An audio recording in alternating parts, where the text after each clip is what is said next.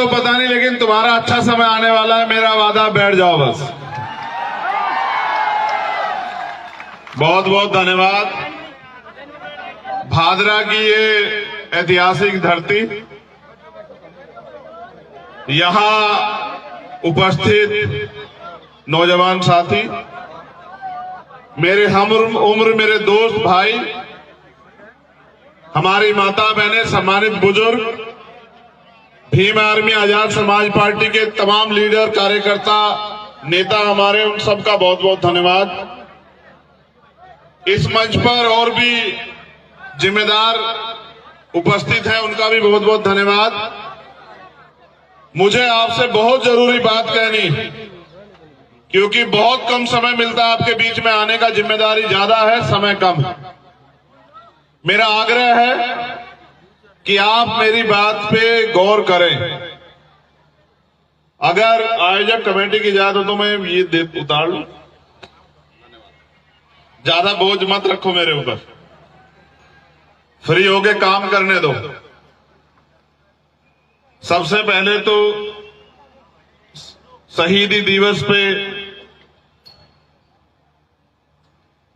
हमारे शहीदों को नमन।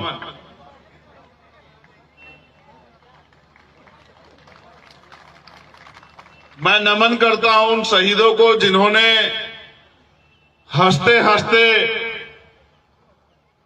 गुलामी की बेड़ियां काटने के लिए, और इस उम्मीद से कि आने वाली पीढ़ियां उनको पढ़ के गुलामी की शहादत को बदल देंगी, ऐसी दृढ़ संकल्प के साथ जिन्होंने फंसते हंसते फांसी का फंदा चूम लिया, ऐसे शहीदों को मैं नमन करता हूं। आज ऐतिहासिक दिन है, आज परिवर्तन का दिन। मैं उन पे भी बात करूंगा। उनसे पहले मैं धन्यवाद देता हूं भाई मुकेश चोपड़ा जी को, यहां की पूरी टीम को, हमारे प्रदेश के दोनों प्रभारी सतपाल जी और रविंद्र कुमार भाटी जी को, हमारे भीम आर्मी के प्रभारी भाई अनिल धेनवाल जी को, और जो उनके साथ जो साथी काम कर रहे हैं, रामलखन मीणा जी, सत्यवान जी, जितेंद्र अठवाल जी। लिस्ट के तौर पे एक बहुत बड़ी मेरे पास लिस्ट है। जो स्वागत में थी बहनें सुमन मेघवाल जी, कविता जी, मंजू बोध जी, ममता जी, कमलेश जी, सोनिया जी, संजना जी, रेणु जी, संजू जी, एकता जी, पूजा जी, और यहां से जो और साथी हमारे उपस्थित हैं जिन्होंने इस प्रोग्राम को सफल बनाने के लिए मेहनत की, मैं उनका भी धन्यवाद करता हूं।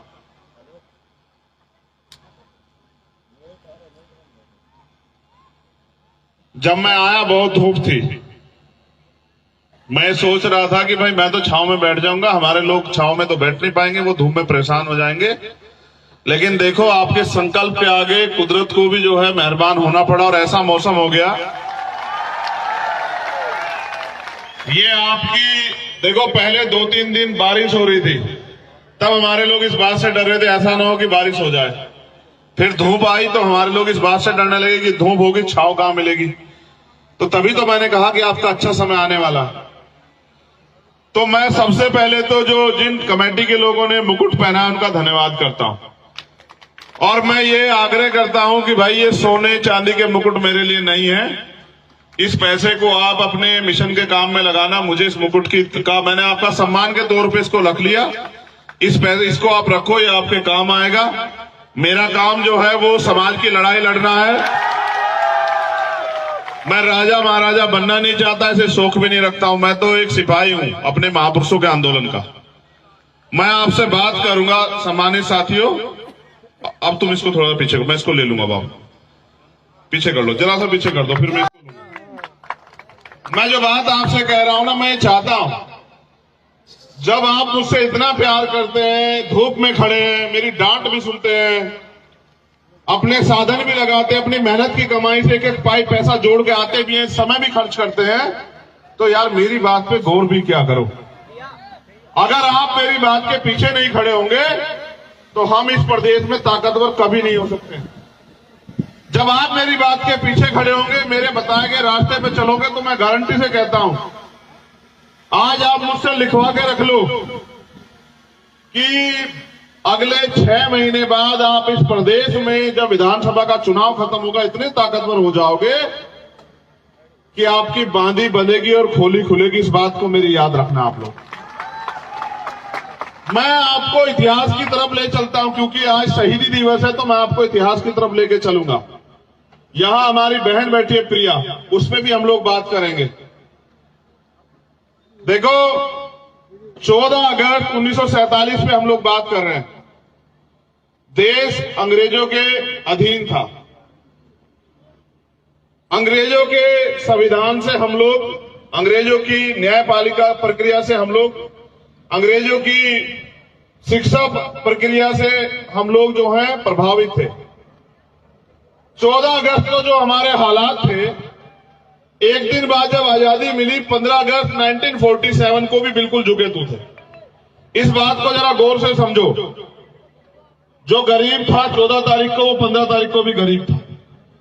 14 तारीख को जिसके पास जमीन नहीं थी, 15 तारीख को उसके पास जमीन नहीं थी। 14 तारीख को जिनके पास उद्योग नहीं था, 15 तारीख को उनके पास उद्योग नहीं था। 14 तारीख को जिनके पास पैसे नहीं थे, 15 तारीख को भी उनके पास पैसे नहीं थे। पावर अंग्रेजों से ट्रांसफर होकर इस देश में जिन लोगों के पास जो अंतरिम सरकार बनी, पंडित जवाहरलाल नेहरू के नेतृत्व में पावर उनके पास चली गई और उन्होंने वादा किया कि हम भारतीय संविधान जो बाबा साहब अम्बेडकर के नेतृत्व में बना, उसमें जो उसके जो उद्देश्य हैं, उनको हम इस अंतरिम सरकार के जरिए लागू करेंगे, क्योंकि एक दिन में परिवर्तन नहीं होगा। मेरी बात पे गौर करना, ये बहुत अहम बात है, हमारे नौजवान साथियों को समझनी है, क्योंकि उनको समाज का नेतृत्व करना है। उनको सिर्फ जय भीम के नारे नहीं लगाने, उनको सिर्फ मूर्तियों पे पैर नहीं छूने, माला नहीं चढ़ानी है। अगर उन्हें इस देश में अपने पैरों पे खड़ा होना है, तो उन्हें इस बात को अमल में लाना पड़ेगा कि आपकी तरक्की कैसे होगी। 14 तारीख को जो जिस हालात में था, 15 तारीख को भी उस हालात में था, 16 तारीख को भी उस हालात में था। अगर हमारी जिंदगी में परिवर्तन होना था, तो वो बाबा साहब अम्बेडकर द्वारा लिखित संविधान में जो हमारे लिए अवसर पैदा हुए, उससे होना था। और सरकारों ने वादा किया, संविधान सौंपते हुए कॉन्स्टिट्यूशन असेंबली से बाबा साहब अम्बेडकर ने कहा था कि 1 वोट 1 वैल्यू, एक वोट उसका एक मूल्य। इससे हम राजनीति में तो बराबर हो जाएंगे, लेकिन जब तक इस देश में ब्राह्मणिकल सोशल ऑर्डर के आधार पर जो सामाजिक जातियों का भेदभाव है, जातिगत शोषण है, जातिगत अन्याय है, जब तक सामाजिक गैर बराबरी और आर्थिक गैर बराबरी कि एक इतना बड़ा कि उसको छुआ ना जाए और एक इतना छोटा जिसको कोई छूना ना चाहता हो, एक की जेब में 1 रुपया नहीं और एक की जेब में करोड़ों रुपए प्रावधान किया। मैं धन्यवाद देता हूं विश्व रत्न डॉक्टर बाबा साहब अम्बेडकर को, हमारे रहबर, हमारे मसीहा को, जिसने अपना परिवार छोड़ के अपने समाज के बारे में, देश की करोड़ों महिलाओं के बारे में, गरीबों शोषितों के बारे में सोचा। उनसे पहले भी यह प्रक्रिया महामानव तथागत बुद्ध, संत श्रोमणी सतगुरु रविदास, भगवान वाल्मीकि, गुरु नानक देव, संत कबीर, गुरु घासीदास के नेतृत्व में चली आई सामाजिक परिवर्तन की। फिर राष्ट्रपिता ज्योतिबा फूले, साहू जी महाराज, पहले रामास्वामी नायकर, पहले लल्लू यादव, संत गाडगे जी महाराज, नारायणा गुरु, उनके नेतृत्व में भी ये परिवर्तन के आंदोलन चले। उनके जाने के बाद बाबा साहब अम्बेडकर ने मोर्चा संभाला। उनके समकालिक सर छोटू राम, उनके बाद की कड़ी में चौधरी चरण सिंह, मामना रामचंद्र वर्मा, जननायक कपूरी ठाकुर, बाबू जगदेव प्रसाद कुशवाहा, ऐसे रहबर जिन्होंने अपना पेट काट के अपने खून से इस आंदोलन को सींचा। आज उन सबको नमन करने की जरूरत है, लेकिन उनको पूजने की जरूरत नहीं। हम सबसे बड़ा धोखा ये करते हैं, हम महापुरुषों को नमन करने के बजाय, उनके रास्ते पर चलने के बजाय उनको पूजने का काम करते हैं।